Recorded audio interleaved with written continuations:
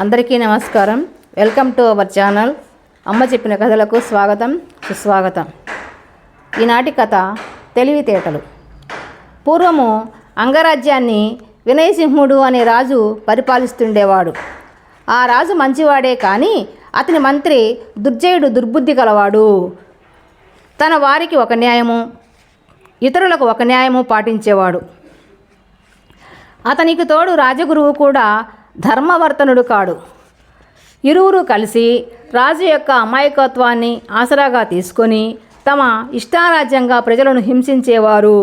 ఆ రాజ్యంలో సూరయ్య అను సాధారణ రైతు ఉండేవాడు. అతనికి పొరుగున రాజయ్య అనే ధనవంతుడు ఉండేవాడు. సూరయ్య తనకు వచ్చిన దానిలో కొంత మిగుల్చుకొని తక్కువగా ఖర్చు చేస్తూ పొదుపుగా జీవించేవాడు. రాజయ్య మాత్రం అనవసరంగా అధికంగా ఖర్చు పెట్టేవాడు. ఒకసారి రాజయ్యకు 10,000 రూపాయలు అవసరమయ్యాయి. సూరయ్యను అడిగాడు. సూరయ్య, రాజయ్య గారు, నా వద్ద 10,000 ఉన్నాయి, పాడిగేదెను కొందామని దాచాను అన్నాడు. రాజయ్య, సూరయ్య, నీకు 2 రోజులలో తిరిగి ఇస్తాను, 10,000 బదులు ఇవ్వు అన్నాడు. సూరయ్య రాజయ్య మాటను కాదనలేక అతనికి 10,000 రూపాయలు ఇచ్చాడు. ఆ విషయాన్ని సూరయ్య తన మిత్రుడైన సుబుద్ధికి కూడా చెప్పాడు. 2 రోజులు అయింది, వారం గడిచింది, నెల రోజులు దాటినా రాజయ్య సూరయ్యకు 10,000 తిరిగి ఇవ్వలేదు. సూరయ్య రాజయ్య వద్దకు వెళ్ళి, రాజయ్య గారు, మీరు 10,000 తీసుకొని చాలా రోజులయ్యిందండి, నాకు వాటిని ఇప్పిస్తే నేను గేదెను కొనుక్కుంటాను అని అడిగాడు. రాజయ్య, 10,000? ఏం 10,000 అన్నాడు ఆశ్చర్యంగా. సూరయ్య దిమ్మెరపోతూ, అదేమిటి రాజయ్య గారు, మీరు నా వద్ద 10,000 తీసుకున్నారుగా, 2 రోజులలో తిరిగి ఇస్తామన్నారు, ఇంతవరకు ఇవ్వలేదని అడుగుతున్నాను అని రాజయ్యకు అప్పు సంగతి గుర్తు చేయడానికి ప్రయత్నించాడు. కానీ రాజయ్యకు 10,000 తిరిగి ఇవ్వటం ఇష్టం లేదు. అందుకని అసలు తనకు 10,000 ఇవ్వలేదని సూరయ్యను బొకాయించాడు. పైగా, సూరయ్య, నీవెక్కడా, నేనెక్కడా, నీవు చిన్న రైతువు, నేనా ధనవంతుడిని, భూస్వామిని, నాకు నీ వద్ద అప్పు తీసుకోవలసిన కర్మ ఏమిటి? ఎవరైనా వింటే నవ్వుతారు, నోరు మూసుకొని ఇక్కడి నుంచి పో అని కసిరాడు. పాపం సూరయ్య బిక్కమొఖం వేశాడు. చేసేదేం లేక వెనుదిరిగాడు. సూరయ్య ఆ తరువాత సుబుద్ధి అనే అతడి సలహా మేరకు రాజయ్యపై రాజుకు ఫిర్యాదు చేశాడు. రాజు రాజయ్యను పిలిపించాడు. మంత్రిని పరిశీలించి సరైన తీర్పు ఇమ్మన్నాడు. మంత్రి రాజయ్యకు మిత్రుడు. రాజయ్య గారు, మీకు సూరయ్య 10,000 ఇచ్చిన మాట వాస్తవమేనా అని అడిగాడు మంత్రి. మంత్రి గారు, నేను భూస్వామిని, అతనొక చిన్న రైతు, అతని వద్ద నేను అప్పు తీసుకోవడం ఏమిటండి, కావాలంటే అతనికి నేనే అప్పు ఇస్తాను అన్నాడు రాజయ్య. సూరయ్య, నీవు రాజయ్యకు అప్పు ఇచ్చినట్లుగా ఏదైనా పత్రం ఉందా, లేదా ఎవరైనా సాక్ష్యం ఉన్నారా అని అడిగాడు మంత్రి. సూరయ్య, ఏ సాక్ష్యం లేదండి అన్నాడు. అప్పుడు మంత్రి, సూరయ్య వంటి చిన్న రైతు రాజయ్య వంటి భూస్వామికి అప్పు ఇచ్చాననటము హాస్యాస్పదం.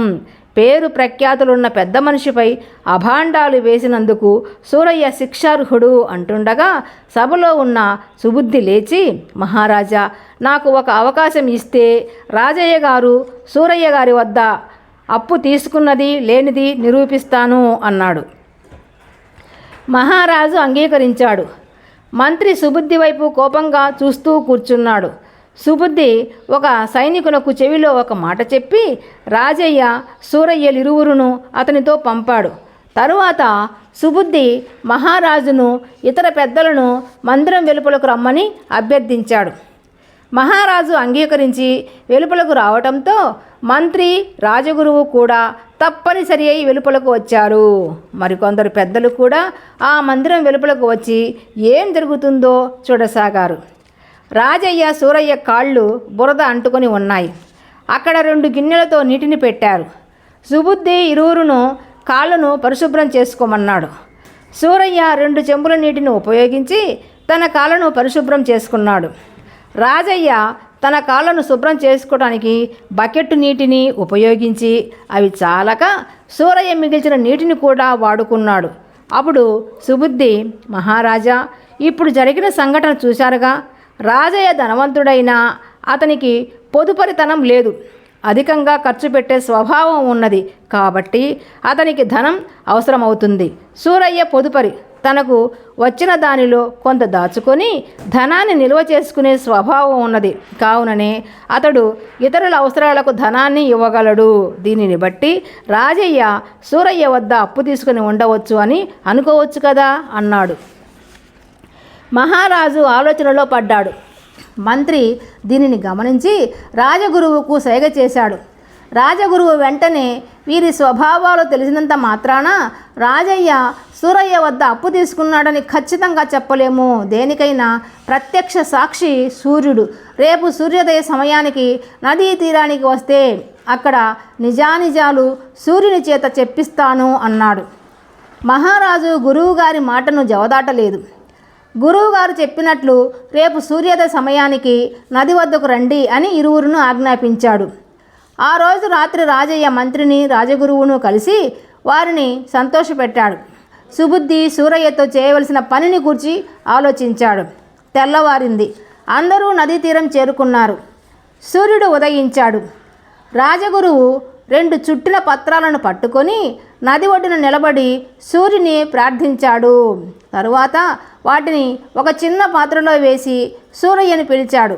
సూరయ్య, నీవు నదిలో నిలుచుండి ఈ పాత్ర నుండి ఒక పత్రమును తీసి నాకివ్వు. దానిలో సూర్యభగవానుని సాక్ష్యం ఉంటుంది అన్నాడు. సూరయ్య ఒడ్డు నుండి దిగి నదిలో నిలబడ్డాడు. గురువుగారు అందించిన పాత్ర నుండి ఒక పత్రమును తీసి దానిని గురువుకు అందిస్తూ దానిని నీటిలో జారవిడిచాడు. అది నదీ ప్రవాహంలో కొట్టుకొని పోయింది. అరెరే, జారిపోయింది అన్నాడు సూరయ్య. సుబుద్ధి, పర్వాలేదు, పాత్రలో ఉన్న పత్రం చూడండి, విషయం తెలుస్తుంది అన్నాడు. మంత్రిగారు సంతోషంతో సుబుద్ధి చెప్పింది మంచి ఆలోచనయే అన్నాడు. గురువుగారు మంత్రి వైపు చూసి నవ్వుతూ పాత్రలోని పత్రాన్ని తీసి చదివారు. సూరయ్య అబద్ధం చెబుతున్నాడు. రాజయ్య సూరయ్య వద్ద అప్పు తీసుకోలేదు. మంత్రి, చూశారా మహారాజా, ఈ సూరయ్య మమ్మల్ని మోసగించబోయాడు. ఈ మోసగాడిని శిక్షించాలి అన్నాడు. మహారాజు కూడా అవునన్నారు. గురువుగారు నీ భక్తికి మెచ్చి సూర్యభగవానుడు సాక్ష్యం చెప్పాడు. దాని వలన సత్యాసత్యాలు తెలిసి దోషిని గుర్తించగలుగుతున్నాము అన్నాడు. మహారాజు, స్వామి, మీ వంటి మహిమాన్వితులు నాకు గురువుగా ఉండటం నా అదృష్టము, ఈ రాజ్య ప్రజల అదృష్టము అన్నాడు వినయంగా. సుబుద్ధి, అవును మహారాజా, రాజగురువు గారి తపోబలం వల్ల సూర్యుడు సాక్ష్యం చెప్పాడు. వారి ఘనతను కీర్తించుటకు మాటలు రావటం లేదు. అయితే మంత్రి గారు దోషిని నిర్ణయించడంలో పొరపడ్డారు అన్నాడు. మంత్రి, ఏమిటది అన్నాడు. సుబుద్ధి, గురువర్య, సూరయ్య తీసిన పత్రంలో సూర్యుని సాక్ష్యం ఉంటుంది కదా అని అడిగాడు. గురువు అవును అన్నాడు. సుబుద్ధి, మంత్రివర్య, సూరయ్య తీసిన పత్రం పొరపాటున నదిలో జారిపోయింది అంటే సూర్యుడు తన సాక్ష్యం చెప్పిన పత్రము నీటిలో కొట్టుకొని పోయింది. పాత్రలో మిగిలిన పత్రంలో ఉన్నది సూర్యుడు చెప్పిన సాక్ష్యం కాదు కదా అన్నాడు. మహారాజు అవును అన్నాడు. అప్పుడు సుబుద్ధి, మహారాజా, పాత్రలో ఉన్న పత్రంలో రాసి ఉన్నదానికి వ్యతిరేకంగా జారిన పత్రంలో రాసి ఉంటుంది. ఈ పత్రంలో రాజయ్య సూరయ్య వద్ద అప్పు తీసుకోలేదు అని రాసి ఉన్నది. కావున సూరయ్య తీసిన పత్రంలో రాజయ్య సూరయ్య వద్ద అప్పు తీసుకున్నాడని రాసి ఉంటుంది. అదే సూర్యుని సాక్ష్యం కావున రాజయ్య దోషి అని తెలుస్తున్నది అని వివరించాడు. మహారాజు, శభాస్ సుబుద్ధి, నీ తెలివితేటలు అమోఘము, నీవు చెప్పినది సత్యము, రాజయ్య దోషి అని రాజయ్యను గట్టిగా హెచ్చరించగా అతడు తాను సూరయ్య వద్ద 10,000 తీసుకున్న మాట వాస్తవమేనని అంగీకరించాడు.